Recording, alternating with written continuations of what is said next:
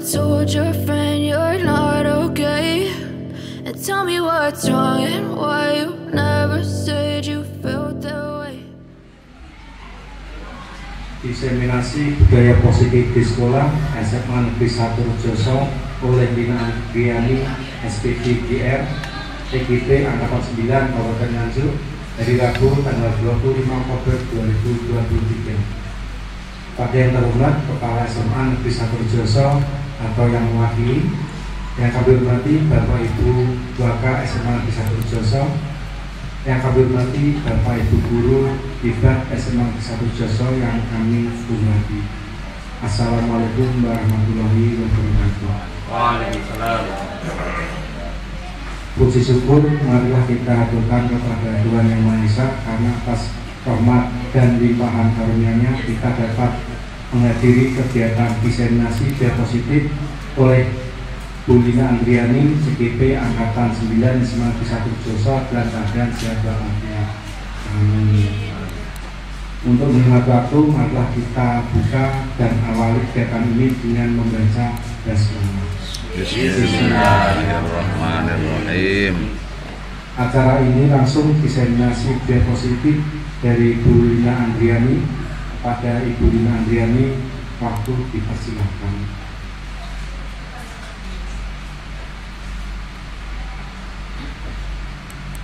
Terima kasih. Assalamualaikum warahmatullahi wabarakatuh. Waalaikumsalam warahmatullahi wabarakatuh. Yang terhormat Bapak Kepala SMA Negeri 1 Rejoso atau yang mewakili, yang kami hormati Bapak Ibu Wakil SMA Negeri 1 Rejoso, dan yang kami banggakan Bapak Ibu Guru yang berada di sini SMA Negeri 1 Rejoso. Terima kasih atas kehadirannya pada agenda diseminasi budaya positif. Mohon izin saya berdiri.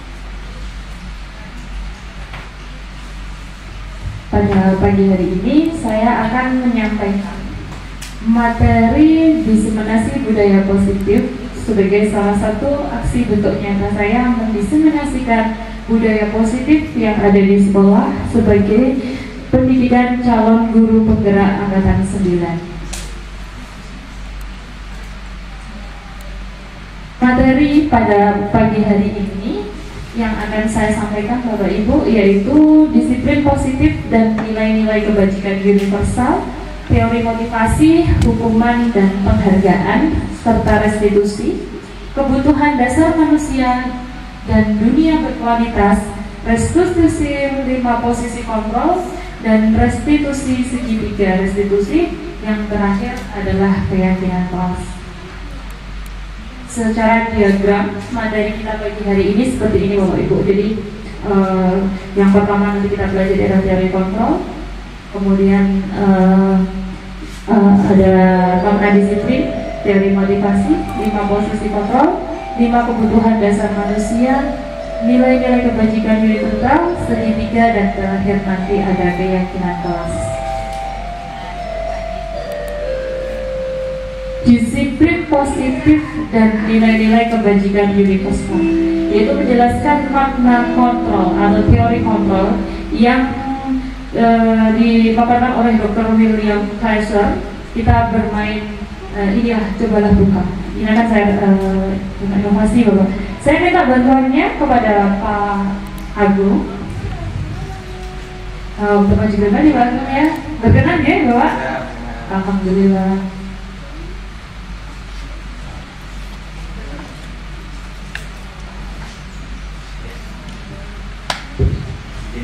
Sudah? Siap? Siap belum?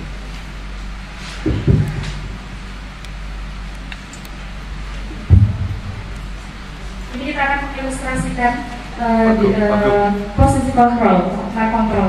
Yang pertama, Pak Agung, saya di satu baju saya itu ada satu benda Pak Agung.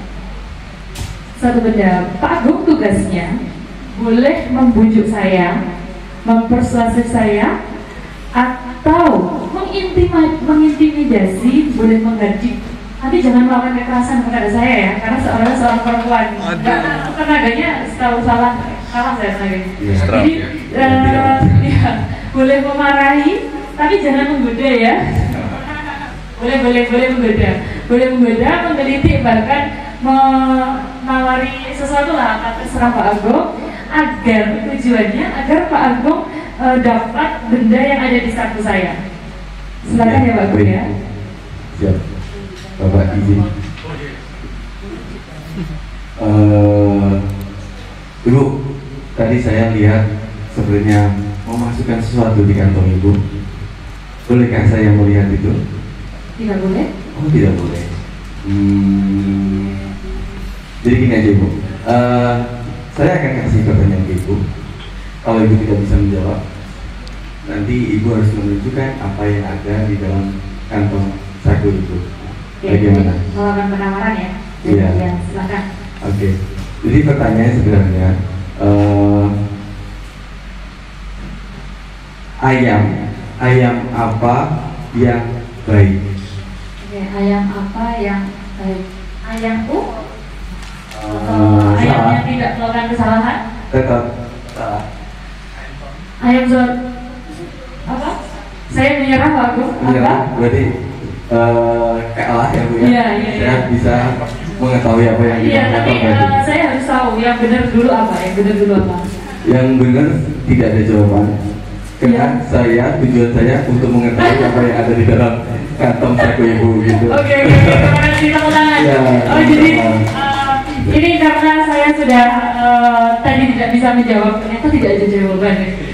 Ini Pak Agung, ini di dalam kantong saya itu ada tutup ballpoint. Ya, kalau pengen tahu ini tujuannya apa Pak Agung, silahkan cari ini ballpointnya mana, karena hanya ada tutupnya yang saya kasihkan. Ya. Terima kasih Pak Agung, terima kasihnya. Itu adalah simulasi posisi kontrol, makna kontrol. Jadi Bapak Ibu, saya tadi di sini adalah posisinya sebagai kontrol. Jadi orang yang bisa mengontrol diri kita adalah diri kita sendiri. Dan Pak Agung ini adalah stimulusnya. Jadi bagaimana agar kontrol kita itu berubah. Saya tadi kan menyerang Pak Agung tidak boleh di satu ini tidak boleh terlihat apa yang tadi Pak Agung ingin mengetahui apa itu. Jadi berusaha berbagai cara bagaimana caranya agar yang ada di saku itu dapat diketahui oleh Pak Agung. Maka Pak Agung melakukan persuasif, melakukan negosiasi penawaran dalam bentuk pertanyaan. Jadi tebak-tebakan. Ternyata saya tadi kena prank ya. Biasanya kena pranknya Pak Agung. Ternyata nggak ada jawabannya. Jawabannya hanya ingin melihat tutup pulpen tadi yang ada di meja di saku. Selanjutnya ini Bapak Ibu, hubungannya tadi posisi kontrol atau teori kontrol tadi. Jadi kontrol diri kita ya diri kita. Orang lain itu hanya sebagai stimulus atau sebagai perubahnya yang merubah. Maka miskonsepsi, jadi miskonsepsi tentang makna kontrol menurut Dr. William Clausen. Jadi maksudnya miskonsepsi itu apa itu? Kesalahan dalam hal berpikir. Jadi selama ini tuh kita menganggap sesuatu hal itu benar, ternyata hal itu kurang tepat, maka disebut dengan ilusi. Ilusi itu hanya gambaran semata. Maka ini ilusi yang pertama yang selama ini kita pikir itu adalah ilusi guru mengontrol murid. Maksudnya bagaimana? Pada dasarnya kita tidak dapat memaksa murid untuk berbuat sesuatu jikalau murid tersebut memilih untuk tidak melakukannya. Jadi walaupun tampaknya guru sedang mengontrol perilaku murid, hal demikian terjadi karena muridnya itu mengizinkan dirinya untuk dikontrol oleh guru. Saat itu bentuk kontrol guru menjadi kebutuhan dasar yang dimiliki murid tersebut. Intinya ya selain manut nggak ada murid kepada guru. Teori kontrol menyatakan bahwa semua perilaku itu memiliki tujuan. Bahkan bahkan terhadap perilaku yang tidak disukai. Itu ilusi yang pertama. Ilusi yang kedua, bahwa semua penguatan positif efektif dan itu bermanfaat. Maksudnya penguatan positif atau bujukan adalah bentuk-bentuk kontrol. Segala usaha untuk mempengaruhi murid agar mengulangi suatu perilaku tertentu adalah suatu usaha untuk mengontrol murid tersebut. Dalam jangka waktu tertentu, kemungkinan murid tersebut akan menyadarinya dan mencoba untuk menolak bujukan kita, atau bisa jadi murid tersebut menjadi tergantung pada pendapat seorang guru untuk berusaha. Jadi ini, penguatan positif yang efektif dan bermanfaat itu sebetulnya hanya sebagai bentuk-bentuk kontrol kita saja. Anak ini bagus, perilakunya baik, tapi itu tidak menjadi suatu usaha untuk mengontrol murid tersebut dalam jangka waktu panjang. Kemungkinan murid tersebut itu akan menyadarinya dan mencoba menolak bujukan. Kadang-kadang tidak sesuai dengan apa yang kita inginkan. Jadi tergantung pada pendapat sang guru untuk berusaha. Ini ilusi yang kedua. Ilusi yang ketiga itu ilusi bahwa kritik dan membuat orang merasa bersalah itu dapat menguatkan karakter. Selama ini kita lakukan itu ini, kritik, maksudnya kritik itu membuat orang merasa bersalah. Menggunakan kritik dan rasa bersalah untuk mengontrol murid itu menuju pada identitas gagal. Mereka belajar untuk merasa buruk tentang diri mereka. Mereka mengembangkan dialog diri yang negatif. Kadangkala sulit bagi guru untuk mengidentifikasi bahwa mereka sedang melakukan perilaku ini, karena seringkali guru cukup menggunakan suara halus untuk menyampaikan pesan negatif. Ini kritiknya, jadi membuat orang merasa bersalah. Itu tidak dapat bersalah dapat menguatkan karakter. Ternyata sebetulnya tidak ya. Lanjut, ilusi yang keempat, bahwa orang dewasa memiliki hak untuk memaksa. Banyak orang dewasa yang percaya bahwa mereka memiliki tanggung jawab untuk membuat murid-murid berbuat hal-hal tertentu. Apapun yang dilakukan itu dapat diterima selama ada sebuah kemajuan berdasarkan sebuah pengukuran kinerja. Pada saat itu pula, orang dewasa akan menyadari bahwa perilaku memaksa tidak akan efektif untuk jangka panjang, dan sebuah hubungan permusuhan akan terbentuk. Maka di sini bahwa ilusi ini, orang dewasa ini memiliki hak untuk memaksa. Contohnya guru. Banyak orang dewasa percaya bahwa memiliki untuk tanggung jawab untuk membuat muridnya tersebut untuk berbuat hal-hal tertentu sesuai dengan keinginan kita. Ya, kita berharap ada sesuatu sesuai dengan apa yang kita katakan.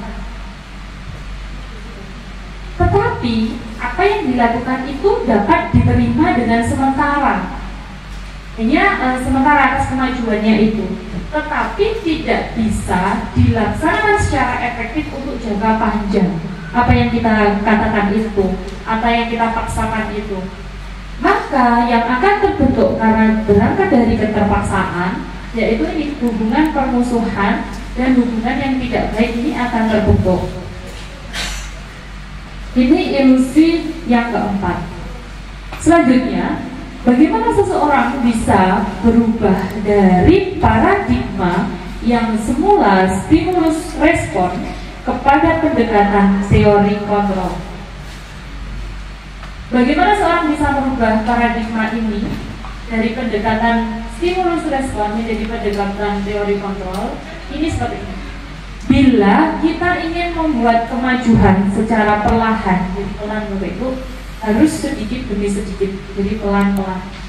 Ubahlah dulu sikap atau perilaku kita. Jadi berangkat dari diri kita sendiri dulu.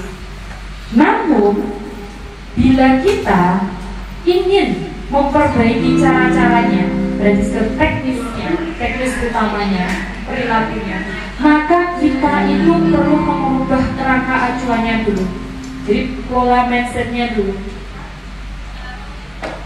pandangannya dulu kita ubah. Bagaimana pandangan kita itu melihat dunia, bahwa ini kita berpikir tentang manusia itu diubah paradigma. Paradigma itu pandangan kita dulu terhadap skema pemahaman dan penjelasan aspek-aspek tertentu mengenai realitas. Jadi pandangan kita terhadap realitas permasalahan.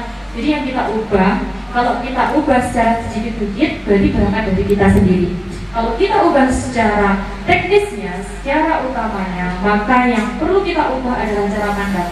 Merubah cara pandang itu sangat sulit karena cara pandang orang itu berbeda-beda. Paradigmanya, cara pandangnya berbeda-beda. Maka kita akan merubah ini secara perlahan-lahan, sedikit demi sedikit. Selanjutnya, ini perubahannya. Perubahan yang akan kita lakukan itu perubahan dari paradigma stimulus respon ke teori kontrol atau teori pilihan. Siapa sesungguhnya yang memiliki kontrol? Itu adalah diri kita sendiri, yang sudah saya praktekkan dengan Pak Agung tadi. Jadi kontrolnya berada di diri kita sendiri. Maka bagaimana perubahannya? Dari stimulus respon kita mencoba mengubah orang agar berpandangan sama dengan kita. Itu stimulus respon, jadi menyamankan pandangannya. Kalau sedangkan kontrol, teori kontrol atau pilihan, kita itu berusaha memahami pandangan orang lain. Jadi pandangan yang berbeda, tidak lagi menyamakan. Sehingga perilaku buruk yang dilihat itu sebagai suatu kesalahan dari stimulus respon. Sedangkan dalam teori kontrol, perilaku buruk itu memiliki tujuan atau alasan tertentu. Sedangkan orang lain itu bisa mengontrol saya, itu stimulus respon. Kalau teori kontrol, hanya saya atau hanya Anda yang bisa mengontrol diri Anda sendiri. Kalau stimulus respon masih bisa dipengaruhi orang lain, kalau teori kontrol itu pada diri kita sendiri. Sehingga di sini maka pemaksaan, jadi untuk mengontrol orang lain itu pemaksaan ada pada saat bujukan kita gagal. Jadi kalau kita memaksa orang lain, kita membujuk orang lain gagal, maka kita ini pemaksaan. Sedangkan kalau di dalam teori kontrol atau pilihannya yang menekankan kolaborasi, maksudnya kolaborasi karena kita berusaha memahami pandangan orang lain atau memahami tentang pandangan orang lain, maka kolaborasi ini akan menciptakan pilihan-pilihan yang baru.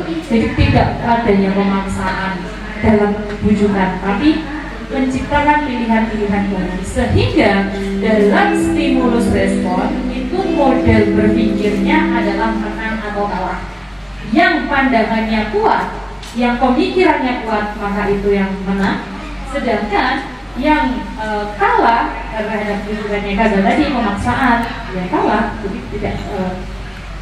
Sedangkan pada teori kontrol itu tidak ada lagi pandangan yang menang kalah, semuanya berpikir bahwa win-win atau menang semuanya di sini.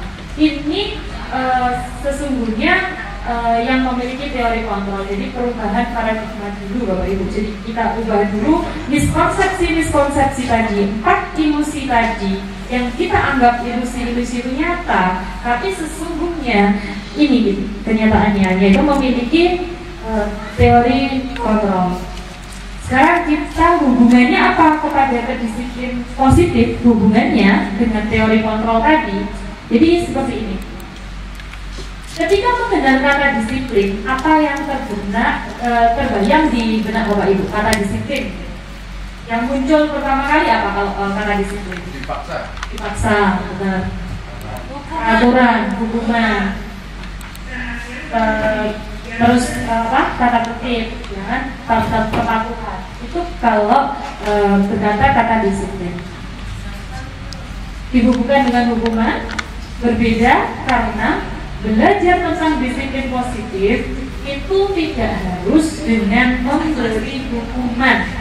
Kalau tadi stimulus respon karena dengan hukuman, tetapi justru itu adalah satu alternatif terakhir. Dan kalau perlu itu tidak digunakan sama sekali. Bukan bukan berarti tidak boleh. Boleh digunakan, tapi alternatif yang sangat terakhir hukuman itu.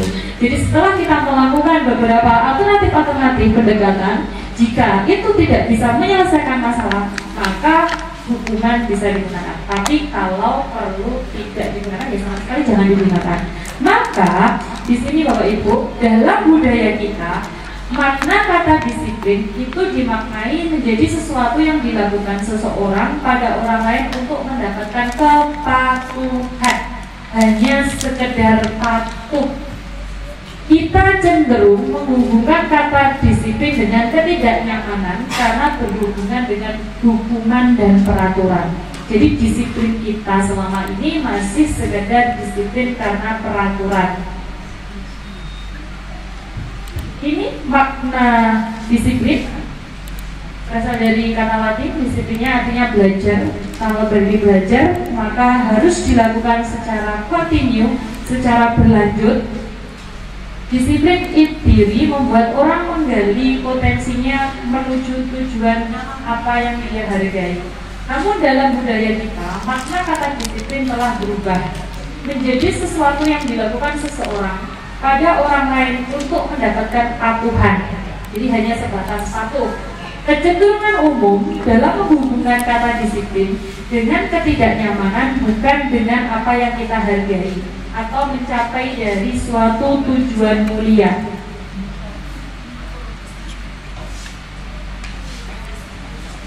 Nilai-nilai kebajikan universal. Jadi nanti hubungannya disiplin positif itu akan bermuara ke sini. Nilai-nilainya, nilai-nilai kebajikan universalnya. Nilai-nilai kebajikan universal itu sifat positif manusia, tujuan mulianya yang ingin dicapai, yang bersifat universal. Jadi maupun dari suatu lintas bahasa, suku, bangsa, agama maupun latar belakang. Setiap perilaku itu memiliki tujuan. Jadi setiap apa yang kita lakukan memiliki dasar atau tujuannya. Kenapa kita melakukan hal tersebut? Dengan mengaitkan nilai-nilai kebajikan yang diyakini seseorang, maka motivasi intrinsiknya akan terbangun. Jadi dia menggerakkan motivasi dari dalam untuk dapat mencapai tujuan yang mulia. Nilai-nilai kebajikan yang ingin dicapai anak bangsa, murid didik kita, itu bermuara kepada profil pelajar Pancasila. Yaitu ada 6 profil pelajar Pancasila: beriman dan bertakwa kepada Tuhan Yang Maha Esa, dan berakhlak mulia, mandiri, bernalar kritis, berkebinekaan tunggal, bergotong royong dan kreatif. Selanjutnya tadi sudah disinggung mengenai disiplin. Sekarang kita ke teorinya, teori motivasi, hukuman dan penghargaan restitusi. Ada pameran. Bapak Ibu, ini saya temukan gambar ini tidak di sekolah kita ya. Ini saya temukan di Google. Buat pertanyaan pemantik kita sebelum menuju kedisiplinan positif. Ini di sini ada sebuah gambar. Guru yang telat dilarang masuk ke ruangan. Guru datang terlambat, ditutupin gerbangnya sama siswanya. Ini cerminan Bapak Ibu yang terjadi sekarang di dunia pendidikan. Menurut Bapak Ibu, bagaimana menyikapi ini? Bahwa yang terlambat itu tidak hanya siswa, tapi juga guru. Jadi guru tidak boleh memasuki ruangan, terus guru ini ditutup gerbangnya sama siswanya. Bagaimana pendapatnya mengenai kedua gambar ini, Bapak Ibu? Menyikapi permasalahan. Kalau pendapat saya berdasarkan pengalaman, ya guru harus konsekuensi. Guru itu adalah digugulan, ditiru. Kalau guru menginginkan siswanya baik, berarti guru harus memberikan contoh yang baik. Tapi berdasarkan pengalaman saya tadi ditanyai oleh siswa, ketika saya berbicara tentang hukuman dan konsekuensi, itu ada siswa yang bilang, Bu, di area BK ada tulisan dilarang merokok, tapi gurunya merokok. Sedangkan kalau siswanya mendapatkan hukuman itu bagaimana, Bu? Saya sedikit kesulitan menjawab. Yang saya jawab adalah, kalau kita mau mengajar kita minimal contoh yang paling gampang adalah panutannya. Jadi meniru itu adalah belajar yang paling gampang. Jadi kalau kita mau murid kita tertib, ya berarti gurunya harus bisa memberikan contoh sama seperti itu. Jadi saya mau menerima konsekuensi sebagai guru. Terima kasih banyak atas jawabannya. Memang seperti itu Bapak Ibu. Jadi yang diutarakan banyak itu memang sangat betul. Jadi semua itu akan kembali ke sini. Nanti akan motivasi apa yang akan mendasari Bapak Ibu. Jadi apa motivasi Bapak Ibu gitu loh. Ketika Bapak Ibu datang ke sekolah dengan tidak terlambat, yang mendasarinya itu apa? Ada 3 hal yang mendasari. Yang pertama itu menghindari ketidaknyamanan. Contohnya aturannya memang masuk sekolah jam 7. Jadi nanti memang kalau tidak jam 7 nanti dapat hukuman, dapat surat peringatan dari Bapak Kepala Sekolah, mungkin dipanggil Bapak Kepala Sekolah. Atau motivasinya itu mendapat imbalan atau penghargaan dari orang lain, dapat pujian dari kepala sekolah, dapat pujian dari teman-teman guru yang lain, atau ya memang dari menghargai nilai-nilai diri sendiri. Maksudnya menghargai diri sendiri bagaimana Bapak Ibu jadi seorang guru yang dikatakan Bu Ani tadi sebagai teladan, sebagai contoh gitu. Jadi dari ketiga ini, posisi ketiga ini, motivasi ketiga ini, kalau tadi belum sampai ke dalam menghargai nilai sendiri, maka itu mungkin masih hanya mendapatkan imbalan, hanya masih mendapatkan penghargaan, atau hanya menghindari ketidaknyamanan saja. Mereka melakukan itu dalam motivasi yang mana? Ini teori motivasi perilaku manusia, motivasi eksternal atau motivasi internal. Kalau motivasi eksternal berarti motivasi itu datang dari luar, karena ingin penghargaan, karena tidak mau dihukum, atau karena memang dari diri sendiri. Oh, saya itu seorang guru, jadi saya tidak merokok, jadi saya tidak terlambat, maka saya akan memberikan contoh yang baik untuk anak didik. Itu teori motivasi perilaku. Selanjutnya Bapak Ibu, ini menurut Ki Hajar Dewantoro, merdeka yang sesungguhnya itu adalah merdeka ini tidak hanya terlepas dari perintah, akan tetapi juga cakap buat memerintah diri sendiri. Maka selama ini coba tanyakan kepada Bapak Ibu, apakah Bapak Ibu sekarang sudah merdeka belum? Kenapa Bapak Ibu melakukan sesuatu? Apakah hanya dasar dari perintah saja, dari aturan saja, atau dari diri sendiri? Jadi dari sendiri, kecakapan Bapak Ibu dalam mengolah diri sendiri, bahwa menghargai nilai perannya Bapak Ibu sendiri. Kalau Bapak Ibu masih hanya dalam motivasi eksternal, masih tidak terlepas dari perintah atau aturan, berarti Bapak Ibu masih belum merdeka, belum dari motivasi internal diri sendiri. Selanjutnya ini Bapak Ibu, didukung oleh penghargaan. Didukung oleh penghargaan itu pengaruhnya jangka pendek dan jangka panjang. Penghargaan itu sebetulnya mendukung. Kenapa? Ya ini, karena tidak efektif, mengurangi ketepatan. Penghargaan itu bisa merusak hubungan. Jadi bisa menimbulkan kecemburuan, bisa menimbulkan saya nggak bisa seperti itu. Dihukum oleh penghargaan. Jadi penghargaan itu bisa menurunkan kualitas. Mungkin bisa cepat berpuas diri. Penghargaan mematikan kreativitas. Kalau sudah berpuas diri, maka kreativitas kita akan berhenti di situ. Penghargaan itu juga sebetulnya mengurangi motivasi intrinsik, tidak menumbuhkan. Contohnya, kalau kita dikasih penghargaan sebagai guru terbaik, tapi itu sejujurnya akan memotivasi intrinsiknya berkurang. Oh, aku jadi guru terbaik, mau setelah gitu. Tapi bukan dari diri sendiri, tapi karena penghargaan yang diperoleh. Justru penghargaan ini akan bergeser ke arah pengakuan. Jadi tidak lagi penghargaan, tapi pengakuan atau apresiasi. Pengakuan kebajikan atau apresiasi, kita menyebutnya apresiasi. Apresiasi atau pengakuan itu ada 5. Ini yang pertama ada secara khusus, selanjutnya pribadi, Terus semua murid secara bergantian kita apresiasi dan dilakukan. Yang paling penting adalah secara konsisten. Yang perlu kita garis bawahi Bapak Ibu, apresiasi itu tidak diberikan hanya kepada hasilnya saja. Nilainya bagus, 90, 95, kita apresiasi nilainya. Tidak, tetapi justru fokusnya itu kepada prosesnya. Proses peserta didik dalam memperoleh hasil itu kita apresiasi. Ya. Selanjutnya, ini contoh pengakuan, ada 3 kata saling menghargai. Terus kemudian ini Bapak Ibu ada tindakan guru.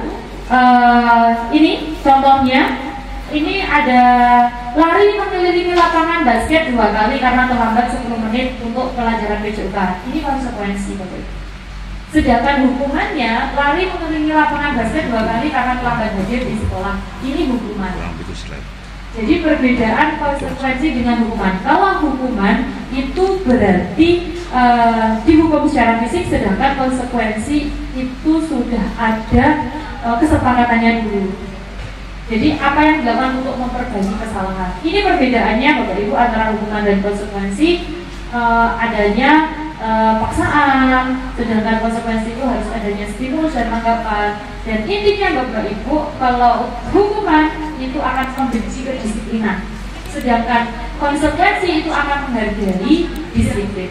Apakah itu restitusi? Restitusi itu adalah menciptakan kondisi bagi murid untuk memperbaiki kesalahan mereka, sehingga mereka bisa kembali pada kelompok mereka dengan karakter yang lebih kuat.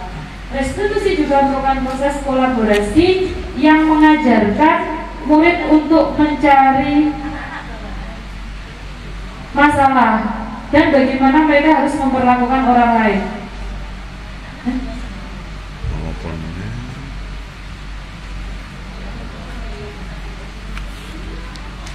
Kan Bapak Ibu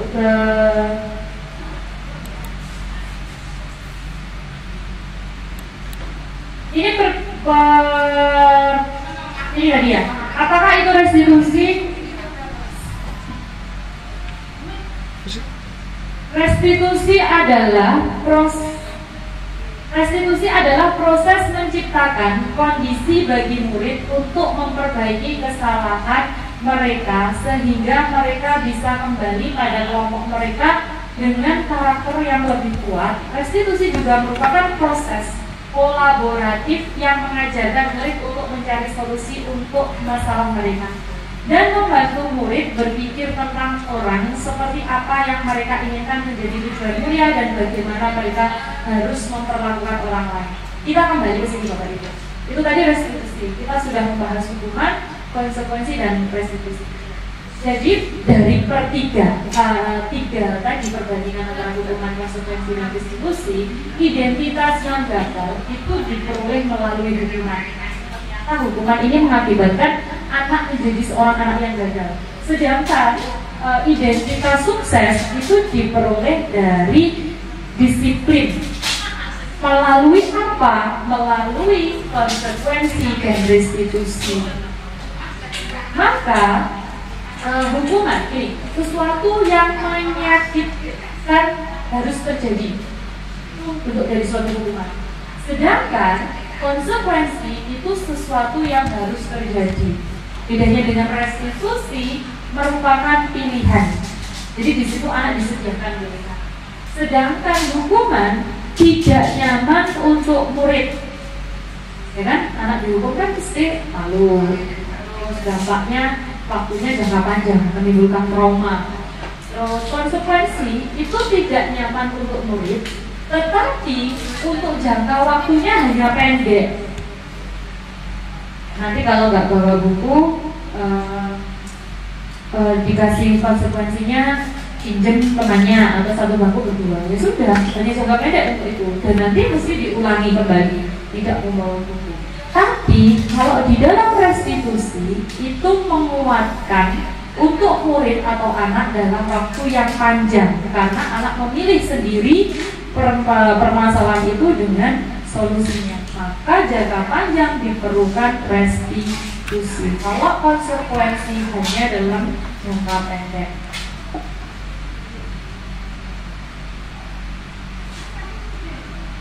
hukuman itu korban mendapatkan keadilan. Tidak kan? Tidak kan? Tidak mendapatkan keadilan. Terus korban bisa diabaikan. Kalau hukuman itu kan setara loh, kan setara berarti. Kalau konsekuensi korban bisa diabaikan. Kalau restitusi permasalahan korban itu mendapatkan ganti sesuai. Sekarang hukuman, murid anak atau itu akan tersakiti secara langsung ketika mendapatkan hukuman.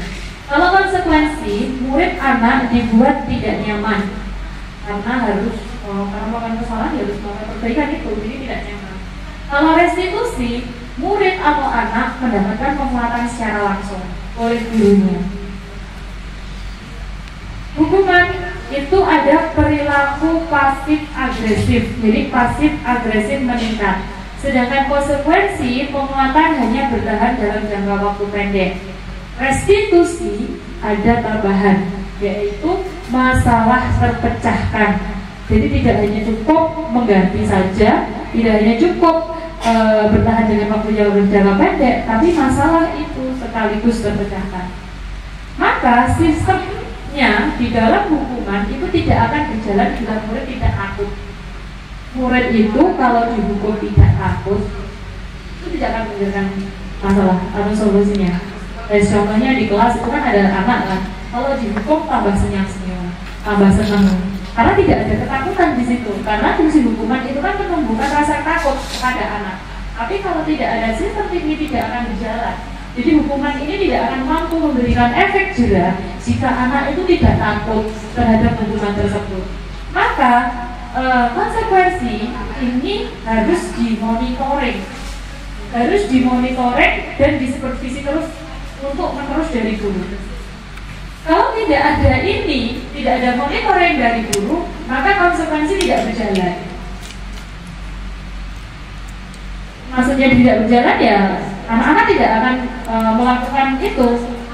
Kalau restitusi, itu murid belajar bertanggung jawab untuk perilakunya sendiri. Jadi anak melakukan kesalahan, maka murid bertanggung jawab atas kesalahan tersebut. Hukuman berlaku hanya pada sebuah institusi. Kalau non institusi tidak, tapi tidak lanjut berlanjutnya pada kehidupan nyata. Tapi ini tidak hanya institusi menurut saya. Kalau kita mendidik anak di rumah, maka kita sering menghukum nggak anak kita di rumah? Nah, coba Bu Nia sering menghukum anaknya nggak Bu Nia di rumah? Bentuk hukumannya apa? Hukumannya HP-nya saya sita. Tidak boleh lihat HP sampai. Jadi HP-nya disita hukumannya. Maka itu Bu Nia. Iya, karena dua-duanya satu hari. Maka itu Bu Nia hanya berlaku hanya pada sebuah institusi, tapi juga bisa berlaku di rumah loh ya. Saya juga sering kok anak itu dihukum orang tuanya. Pernah dihukum? Iya, saya sering dihukum. Oh iya. Saya dulu gitu. Pendidikan parenting anak sekarang itu berbeda dengan parenting anak sekarang ini ya, tahun 2000-an itu beda dengan parenting anak generasi ya. Iya, beda generasi, ternyata beda parenting.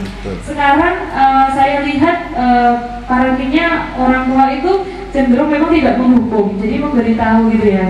Jadi memberikan bahwa di bahasanya pendidikan gitu. Jadi dikasih tahu secara mendidik gitu kan. Kalau orang tua, kalau dulu saya dihukum gitu. Benar itu Pak. Ya, saya contohnya kita sangat saya nggak nyuci piring gitu ya. Contohnya habis makan itu saya taruh aja di depan TV, terus di kamar itu ya sudah tahu ibu saya itu langsung telinga saya tuh ditarik itu dari depan TV. Jadi taruh dulu piringnya dicuci baru itu. Tapi kalau sekarang kan tidak Bapak Ibu. Jadi kalau sekarang kan orang tuanya dulu yang ngajarin. Jadi orang tuanya itu kan habis makan gitu kan, cuci piring. Terus nanti anaknya kan secara tidak sadar kan meniru gitu loh. Meniru apa yang dilakukan orang tuanya. Jadi kadang kalau orang tuanya tidak melakukan itu, bahkan anaknya yang mengingatkan. ayo bapak kirinya belum dikembalikan gitu. Itu malah justru anaknya yang mengingatkan. Mungkin Bu Ani ya dengan HP anak yang disita mungkin itu dalam satu bentuk hukuman. Mungkin bisa dirubah Bu Ani pada saat jam itu tidak menggunakan HP, mungkin seperti itu. Jadi kalau konsekuensi itu adalah membantu penerapan itu mengikuti peraturan dalam masyarakat. Sedangkan restitusi itu fokus pada pemecahan masalah dalam waktu panjang.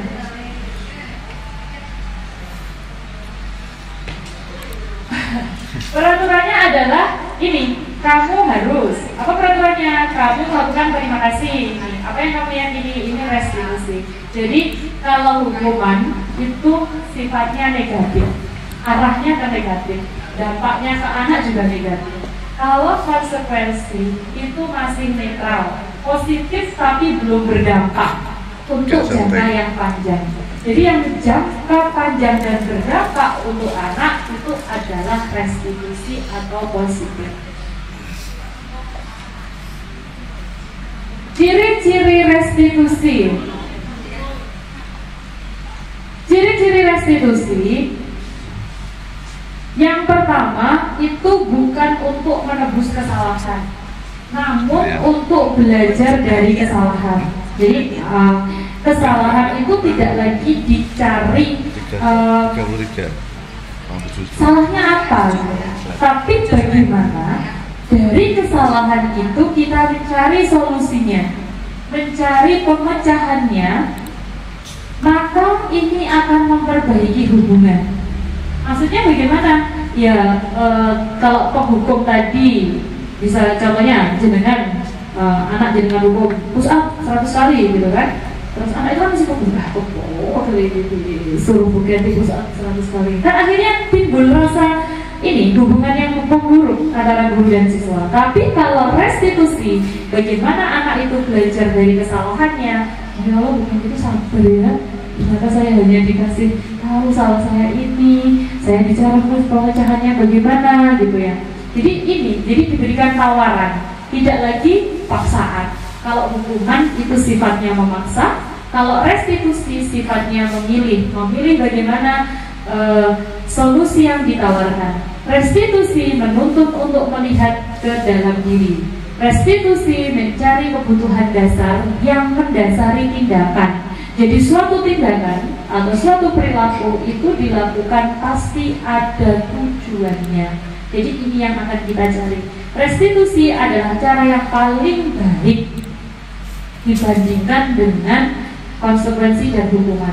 Restitusi fokus pada karakter, bukan tindakan salahnya, tapi karakter anak yang akan dibentuk setelah melakukan kesalahan. Restitusi fokus pada solusi, jadi bukan lagi pada perilaku yang salahnya, tapi solusinya. Ibaratnya sudah melakukan kesalahan ya sudah. Jadi bagaimana solusinya itu agar tidak terulang kembali. Maka restitusi ini dilakukan untuk tujuannya apa? Mengembalikan murid yang berbuat salah pada kelompoknya tanpa mengurangi apa yang ada dalam dirinya. Justru akan menguatkan karakternya. Jadi kan orang melakukan kesalahan itu akan mengulangi atau tidak, dan nanti akan karakternya akan terbentuk kembali. Kalau negatif terus, kalau tidak diubah menjadi positif, akan negatif kembali. Sekarang selanjutnya nanti hubungannya dengan ini Bapak Ibu, kebutuhan dasar manusia dan dunia berkualitas. Ada 5 kebutuhan dasar manusia yang kelima-limanya ini harus terpenuhi. Yang pertama adalah kebutuhan bertahan hidup. Kebutuhan bertahan hidup contohnya ya makan. Terus yang kedua penguasaan. Penguasaan itu kebutuhan atas pengakuan. Jadi wajar saja kalau kita melakukan sesuatu itu kita butuh pengakuan, butuh pujian dari orang lain, butuh apresiasi dari orang lain. Ini karena termasuk ke dalam kebutuhan kita. Yang ketiga adalah kebutuhan akan kesenangan, happy, ya. Kebutuhan untuk mencari kesenangan. Jadi tidak ada kebutuhan untuk mencari kesedihan, itu nggak ada. Orang itu tidak ingin sedih, inginnya ya happy, seneng gitu loh. Saya belum menemukan aku pengen sedih, saya temukan itu. Jadi manusia itu inginnya hanya senang. Maka ini kebutuhan kesenangan ini juga harus dipenuhi. Yang keempat adalah kasih sayang dan rasa diterima. Kebutuhan untuk disayangi, diterima, kebutuhan tetap terhubung dengan orang lain, ini juga. Jadi ini nanti akan berhubungan dengan kesenangan. Kalau kasih sayang dan rasa diterima kita dapatkan, maka ini akan mempengaruhi kebutuhan kesenangan. Yang terakhir adalah kebebasan. Jadi ada kebutuhan akan pilih. Jadi manusia itu memilih. Bagaimana bebas dalam hal memilih. Anak-anak dengan kebutuhan kebebasan yang tinggi menginginkan pilihan. Mereka perlu banyak bergerak, suka mencoba-coba, tidak terlalu terpengaruh orang lain, dan senang mencoba hal-hal baru dan menarik. Ini 5 kebutuhan dasar manusia, Bapak Ibu, yang harus kita penuhi. Dan kita berusaha sebagai manusia memenuhi 5 kebutuhan dasar ini. Selanjutnya adalah restitusi 5 posisi kontrol. Nah, ini saya ambil dari internet, Bapak Ibu. Ini bukan kondisi sekolah kita. Ini dari internet. Insya Allah di sekolah kita tidak ada anak yang seperti ini. Anaknya baik-baik semua, bagus-bagus semua. Ternyata dunia pendidikan ada yang seperti ini, Bapak Ibu. Ini ada seorang 1, 2, 3, 4 siswa yang akan meloncat pagar. Coba pagar, nggak tahu ini pagarnya ya. Kalau di sekolah atau kita tidak jelas. Kalau ini menurut saya akan bolos ini ya. Terus menurut Bapak Ibu ketika melihat gambar ini bagaimana? Apa yang Bapak Ibu lakukan ketika pertama kali mendapati anak yang seperti ini? Atlet loncat.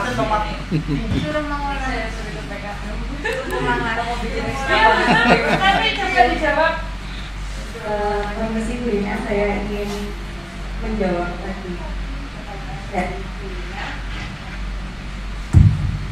Bahwasanya ketika saya melihat anak didik saya yang sedang meloncat pagar sekolah atau ingin bolos, itu lebih baik kita panggil pelan-pelan atau kita lihat anak tersebut, mungkin kita mengenalinya seperti itu, terus kita panggil dengan cara yang halus dan menanyakan kenapa kok mau bolos, ada permasalahan apa di dalam kelas, atau mungkin ada sesuatu yang tidak menyenangkan di dalam sekolah.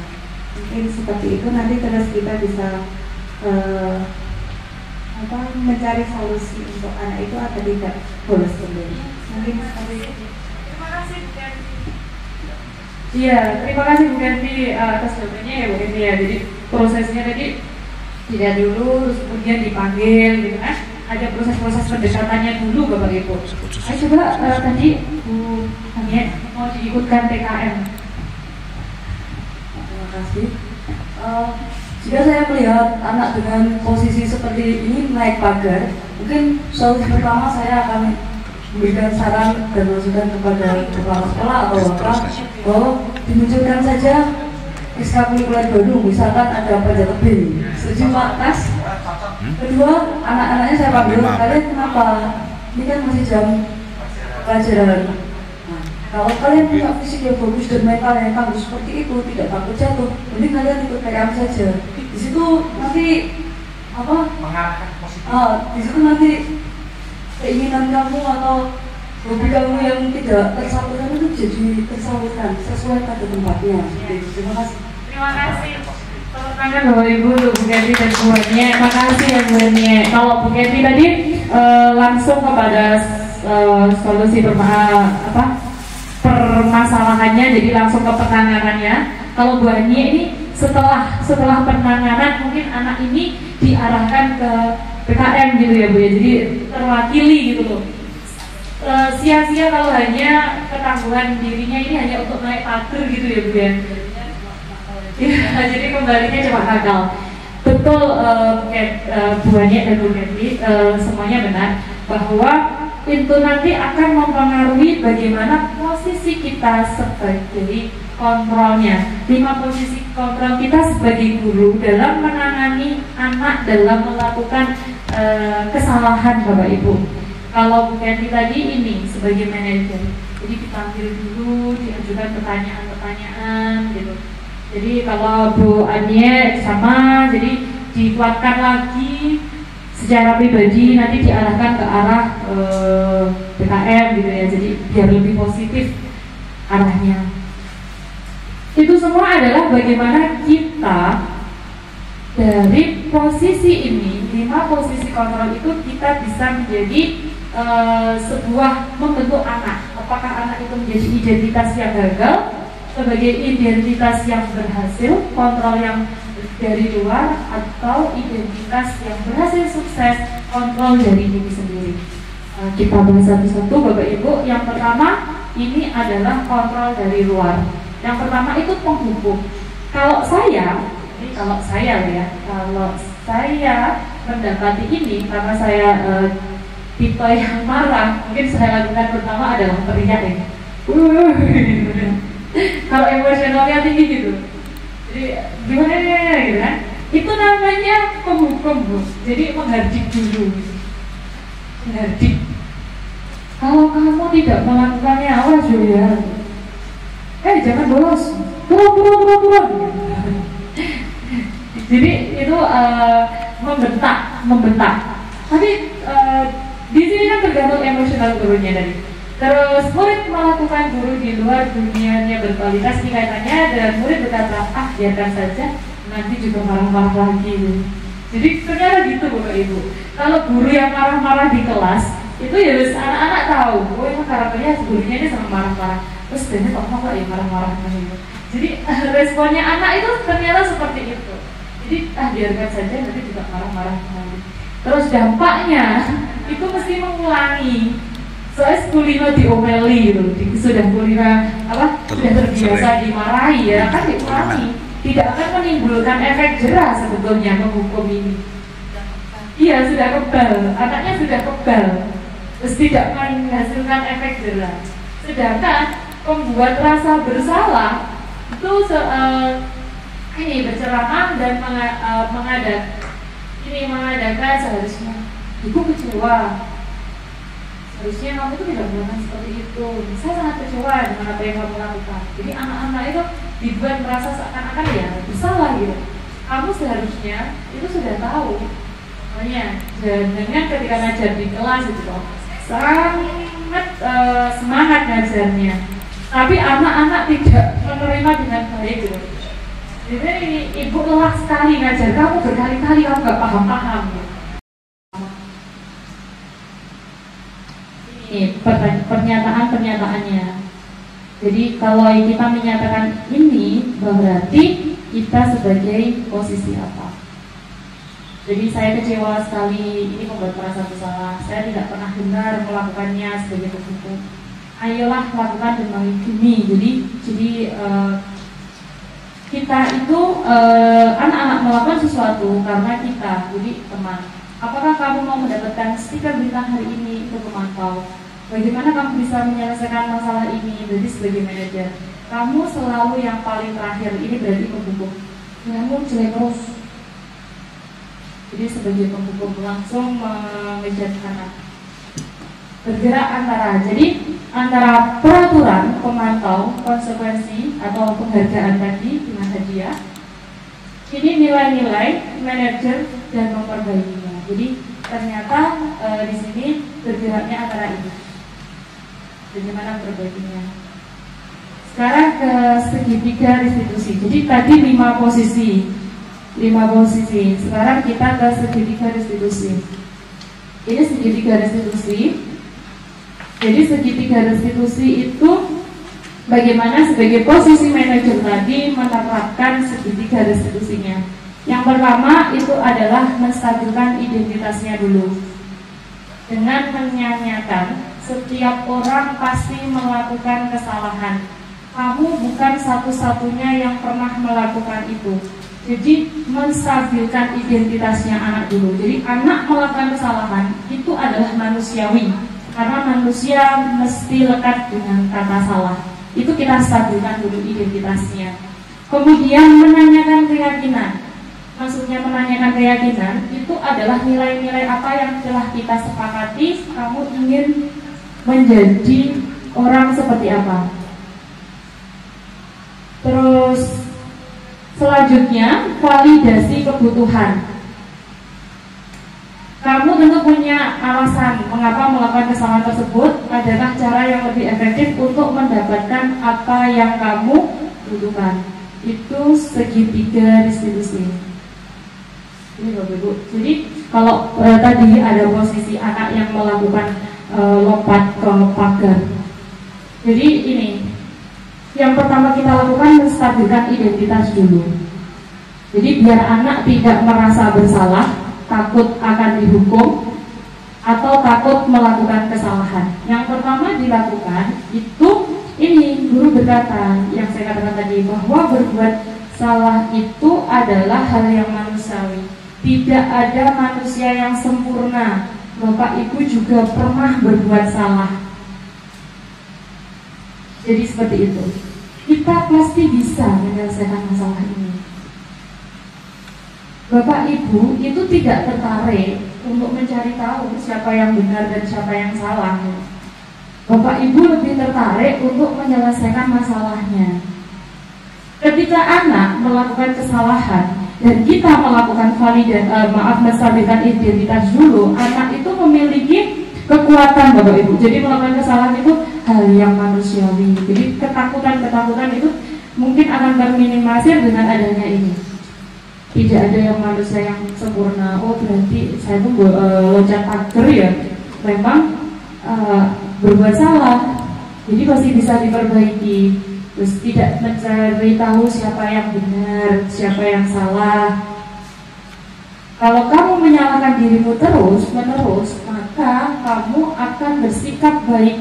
Apakah kamu bisa bersikap baik pada dirimu sendiri? Jadi kalau awalnya sudah dimulai dari hal yang negatif, mungkin yang masuk ke dalam pikiran anak itu pasti akan negatif. Jadi menstabilkan identitas itu perlu. Tapi ya kita sebagai guru juga manusiawi, kalau anak melakukan kesalahan dengan marah terlebih dahulu.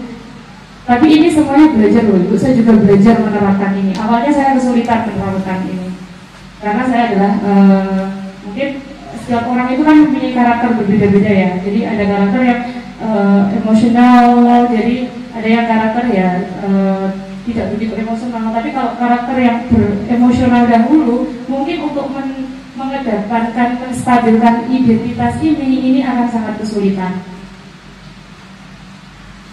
Sehingga ini perlu dilakukan agar kenapa? Ya untuk tadi, untuk membuat siswa agar tidak merasa bersalah. Langsung yang kedua yaitu memvalidasi kebutuhan. Maksudnya memvalidasi kebutuhan bahwa membantu murid untuk mengenali basic kebutuhannya tadi, dasar yang ingin dipenuhinya ketika melakukan kesalahan itu. Jadi anak, kenapa kok loncat pagar? Dari 5 kebutuhan dasar tadi mungkin ada yang tidak terpenuhi. Apakah mungkin kebebasan, perasaan senang. Jadi pada dasarnya setiap tindakan manusia itu tujuannya untuk memenuhi kebutuhan dasarnya. Apakah itu penguasaan, kebebasan, kasih sayang, dan rasa diterima, kesenangan, atau untuk bertahan hidup. Maka di sini dalam memvalidasi kebutuhan, guru itu berkata seperti ini. Kamu bisa saja kan melakukan hal yang lebih buruk, tapi kamu tidak melakukannya kan? Kamu pasti punya alasan.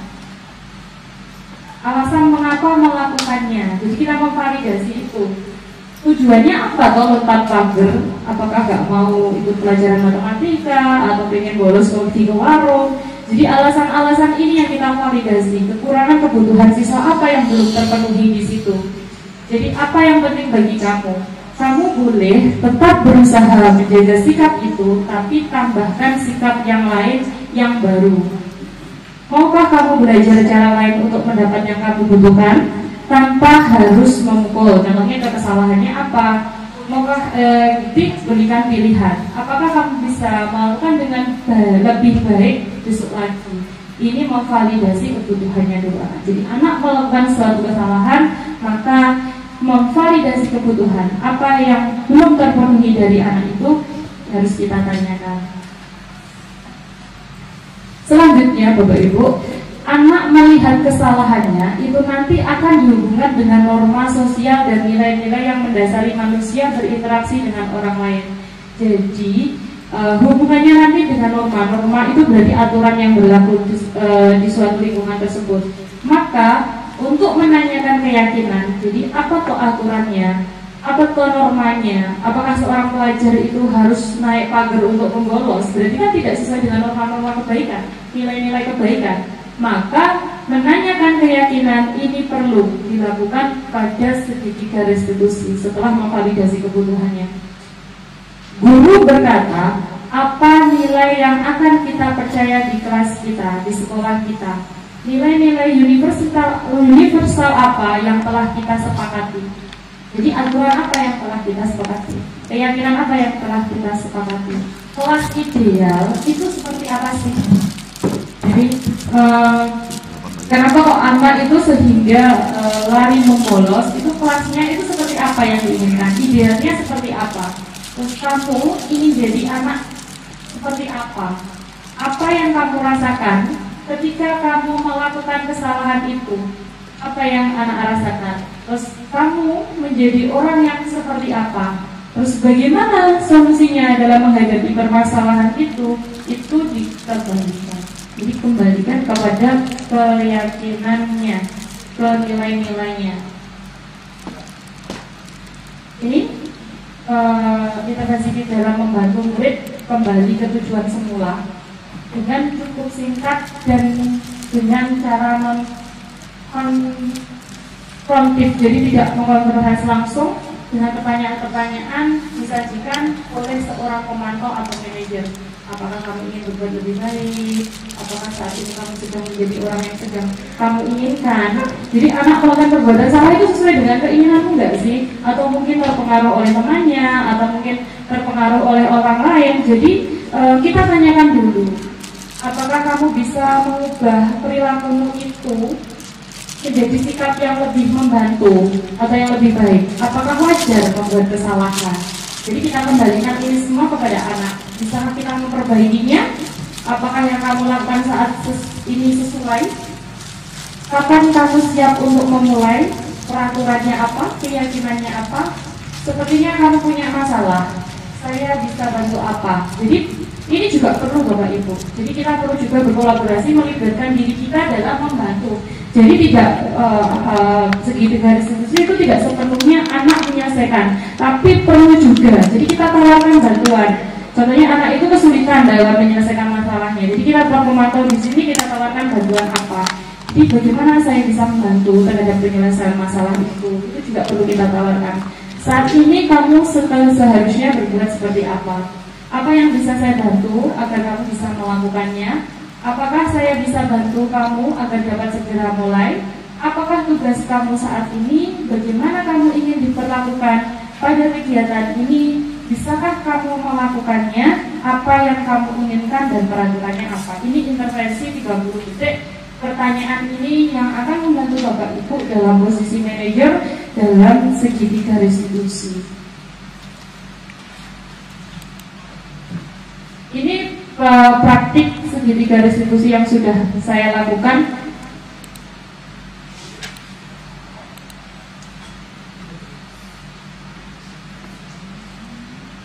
Ini contoh Bapak Ibu, saya sudah melakukan praktek segitiga restitusi. Ini ada anak yang ulangan dengan menggunakan HP. Ini jadi saya langsung memanggil anaknya langsung. Jadi ini menanyakan dulu, memvalidasi menstabilkan identitas dulu.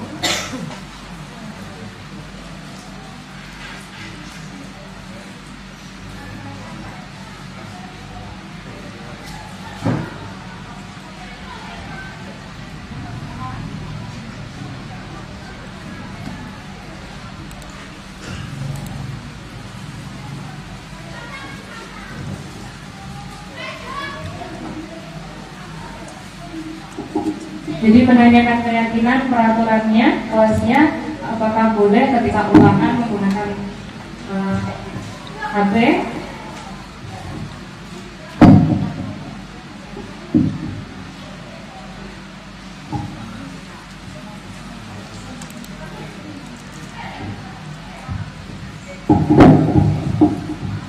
Jadi si Catherine ini dengan menyelesaikan masalah, dia mengakui kesalahannya dan ingin berjanji tidak akan melakukan perbuatannya lagi. Jadi juga kita berbuku kita kasih penguatan, juga tidak akan pernah berbuat lagi kesalahan.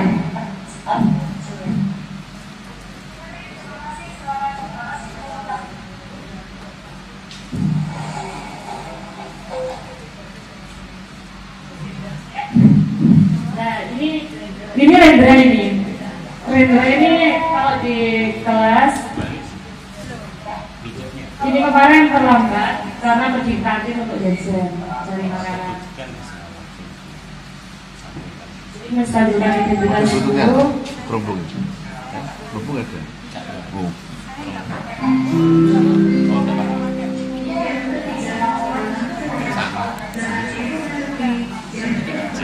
Ternyata ini alasannya itu lapar. Jadi ini kan kebutuhan yang tidak terpenuhi, kan kebutuhan utamanya ya, dasarnya. Jadi merasa kelaparan sehingga ke kantin kemudian beli makan. Ya, untuk kebutuhan itu bertahan hidupnya tidak terpenuhi di kelas. Ini Bapak Ibu tanggapannya siswa. Jadi terus siswa tanggapannya setelah melakukan restitusi, pertama itu banyak responnya, saya tidak takut karena tidak dihukum, tidak diberikan hukuman. Jadi seperti itu responnya anak-anak lebih ke situ.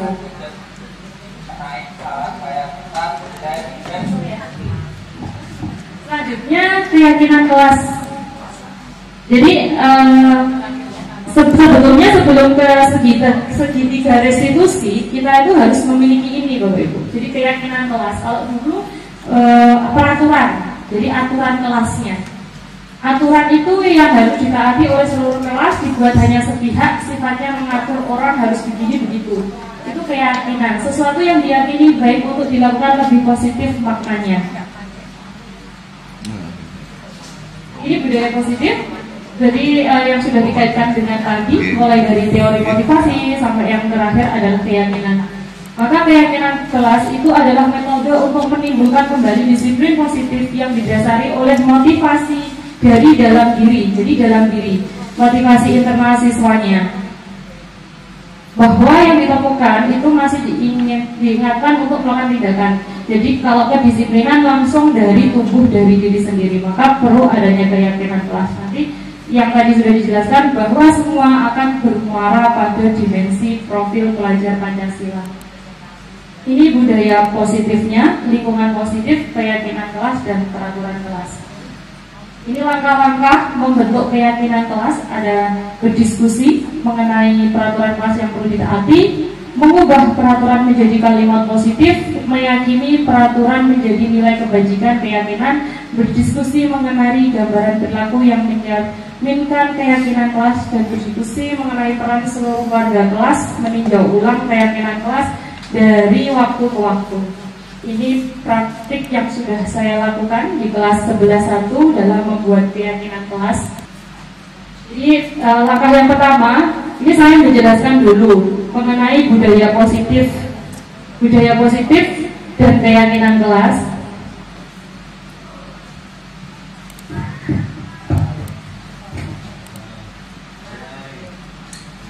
Karena di kelas 11.1 belum ada peraturannya, jadi belum memiliki aturan kelas yang tertempel, maka saya Assalamualaikum ini aturannya siapa yang di sini pernah melanggar aturan apa? Jadi anak-anak menulis yang satu peraturan dilakukan.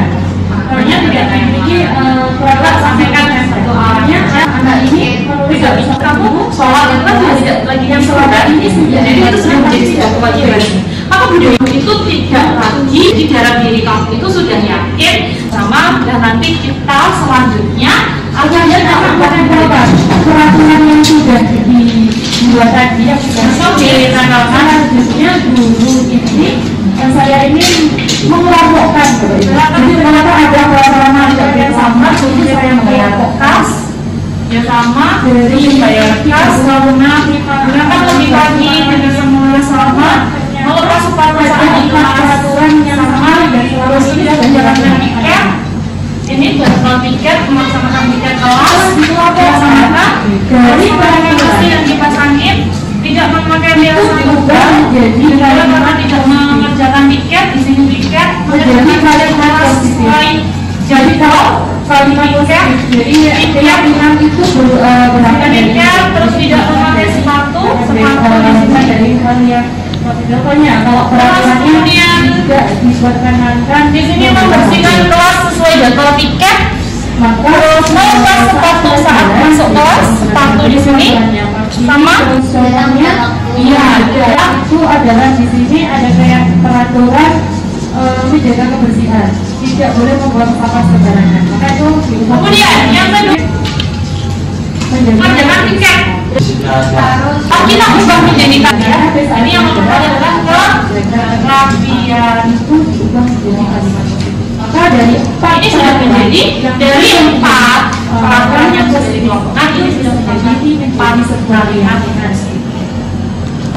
Setelah kita ubah menjadi kalimat positif, anak selanjutnya ini memvalidasi. Jadi di sini harus ada ikatannya. Jadi biar anak secara sadar sebetulnya apa yang dilakukan ini yang mereka tuliskan dan akan mereka lakukan secara penuh.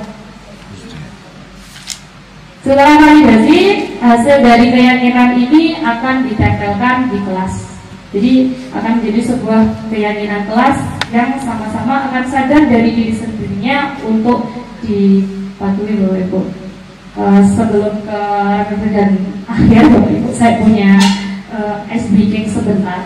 Nanti ini akan kembali kepada kita ice breakingnya. Ice breaking ini adalah namanya ice breaking mystery box. Ice breaking mystery box. Di sini saya ada kotak. Di dalam kotak ini ada sebuah gambar.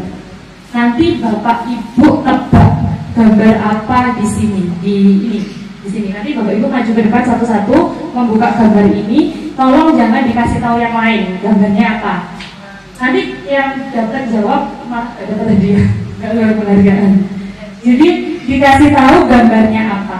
Gambar ini adalah sosok guru paling hebat yang mampu memotivasi orang lain, mampu mengajarkan kebaikan kepada siswa-siswanya, bahkan seluruh hidupnya itu digunakan untuk anak-anak didiknya. Itu satu gambar. Dan Bapak Ibu mengenal juga gambar itu. Ya. Maju satu-satu dulu, dibuka boxnya, terus nanti kembali tempatnya nanti saya tanya. Ya. Monggo kalau bisa satu-satu maju mulai berganti. Oh ya, silakan Bu Hindu. Jangan dibilang ya Bu Hindu gambarnya siapa ya. Nanti yang lain tahu.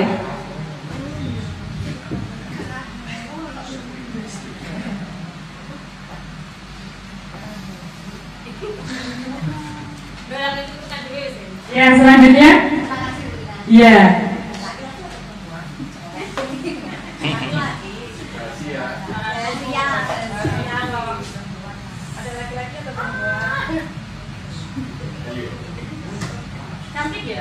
Gambarnya cantik sekali ya.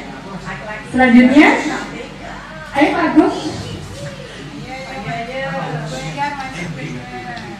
Aku maju biar terlihat dulu. Ya, terlihat terus. Tolong disempat. Ya. Ayo Pak Agung.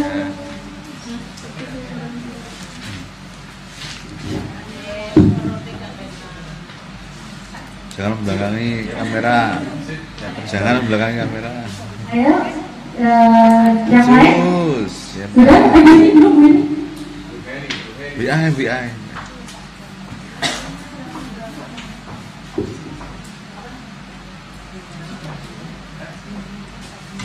Oh, Ditebak gambarnya nanti kita semua.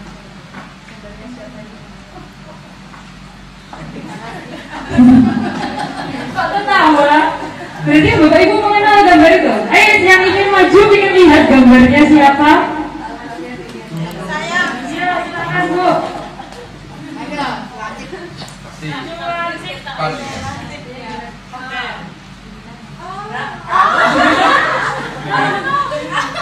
Inisial K. Inisial K ya? A.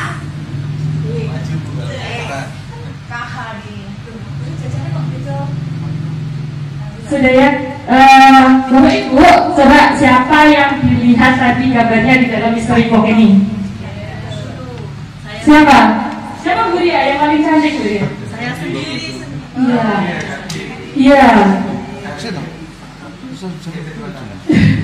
Jadi selama ini Bapak Ibu kita tuh tidak merasa bahwa itu tadi. Jadi kalau ini kan tertutup akan kotak. Ketika dibuka yang kita lihat tadi adalah cerminan diri kita sendiri. Itu adalah guru hebat, guru yang memotivasi anak didiknya, guru yang hidupnya sepenuhnya didedikasikan untuk anak didik. Tapi yang membuat kita tidak tahu adalah tertutup kotak ini.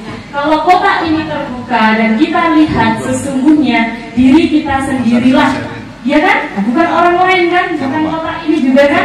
Dan bukan orang yang melihat kan? Tapi diri kita sendirilah yang melihat bahwa sesungguhnya yang merubah, yang mampu merubah diri kita sendiri adalah ya kita, bukan orang lain, bukan pandangan orang lain, bukan kotak yang menutupi, tapi ya diri kita sendiri. Maka Bapak Ibu, kalau kita ingin merubah anak, jadi yang perlu kita rubah adalah diri sendiri.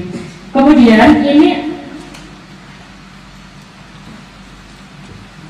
kita refleksi Bapak Ibu. Jadi setelah mempelajari budaya positif, apa yang akan Bapak Ibu lakukan?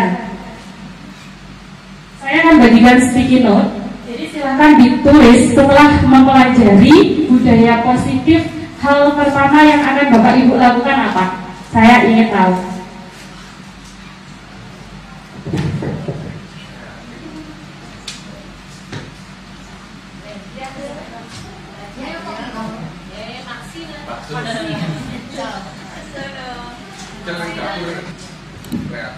Bapak Ibu, ini refleksi dan kesimpulannya. Jadi nanti kita simpulkan bareng-bareng. Seharusnya setelah diseminasi ini apa yang kita lakukan, kita samakan persepsi dulu. Jadi apa yang akan Bapak Ibu lakukan setelah ini? Setelah itu Bapak Ibu tolong, ini sudah saya sediakan kertasnya. Jadi ditempelkan di sini, ya. Ditempelkan di sini. Itu kan stiker bisa ditempelkan. Jadi kalau sudah dijawab sama Bapak Ibu bisa ditempelkan di sini. Hasilnya nanti akan saya bacakan.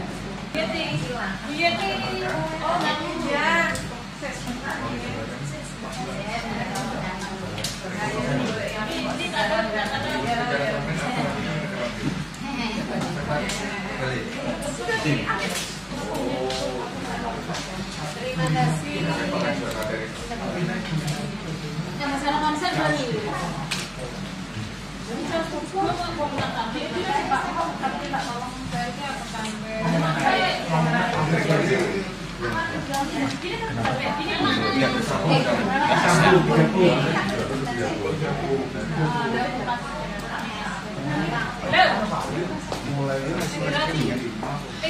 Yang awal, yang awal.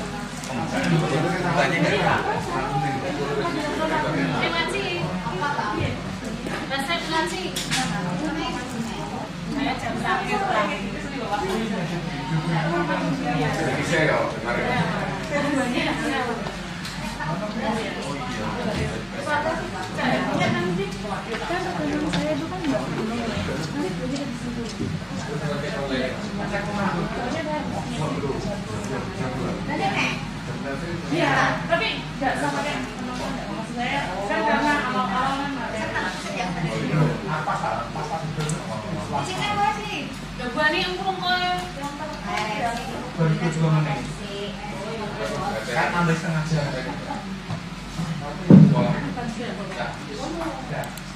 Ibu, yang saya bacakan ya, melakukan restitusi dengan baik. Saya akan terus belajar untuk menjadi guru yang selalu memenuhi 5 kebutuhan dasar setiap siswa. Akan menjadi guru yang lebih disiplin dan menjadikan anak sebagai teman serta mengenalkan budaya positif di kelas. Menjadikan kalimat negatif larangan menjadi positif. Melakukan pendekatan dengan siswa dengan hati ke hati. Akan menjadi guru yang lebih baik lagi, meningkatkan disiplin serta menerapkan apa yang disampaikan. Langsung menerapkan budaya positif kepada siswa. Bila menemui anak yang berbuat kesalahan, emosi harus kita singkirkan. Dapat menerapkan budaya positif di sekolah kepada siswa. Sebagai manusia kita harus bisa berdisiplin, punya kreatif dan bisa sadar diri serta menyadarkan orang lain. Menerapkan siswa positif, pendekatan siswa, pernah dan terus belajar untuk menjadi pendidik yang lebih baik untuk membantu siswa dalam berkembang dan menjadi budi pekerti. Jadi dari refleksi yang sudah Bapak Ibu tuliskan, dapat disimpulkan bahwa setelah melakukan diseminasi ini kita bersama-sama melakukan perubahan dalam menangani anak. Jadi bekerjasama, berkolaborasi, menerapkan disiplin positif, budaya positif ke sekolah, terutama di kelas dalam satuan terkecil. Kalau kita semua bersama-sama mampu menerapkannya, maka di sekolah kita akan terwujud budaya positif dan mewujudkan pendidikan yang sebenarnya, yaitu menurut Ki Hajar Dewantara, dimensi anak yaitu dimensi profil pelajar Pancasila. Bapak Ibu, terima kasih atas perhatiannya. Sebelum saya tutup, saya kembalikan ke moderator untuk sesi pertanyaan.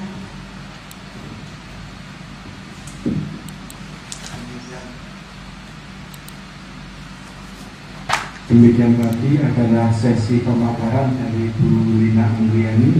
Untuk sesi berikutnya adalah sesi tanya jawab, akan dibagi menjadi 2 termin. Untuk termin pertama, silakan Bapak Ibu monggo yang mau bertanya. Agung mau tanya, ada tangan? Ini monggo. Oke, terima kasih. Berarti untuk kesimpulan pada pertemuan pagi ini adalah bahwa nilai kontrol, motivasi perilaku, kemudian restitusi dan keyakinan kelas itu adalah suatu tindakan yang memberikan nilai positif kepada siswa, dan nilai tersebut adalah sesuai dengan nilai profil pelajar Pancasila. Demikian tadi acara diseminasi yang sudah kita laksanakan, semoga bermanfaat bagi kita semuanya. Amin. Untuk acara ini saya tutup dengan bacaan Alhamdulillah. Alhamdulillahirabbil alamin. Terima kasih Bapak Ibu. Selamat pagi. Assalamualaikum warahmatullahi wabarakatuh. Terima kasih Bapak Ibu atas bantuannya. Maybe we could be okay, okay, maybe you could be the change I need today. I promise that I've never felt this way. I really hope that you will choose to stay through all the pain. I know you told your friend you're not okay, and tell me what's wrong and why you never said you felt that way. Guess you're trying to stay strong and fake a smile until I look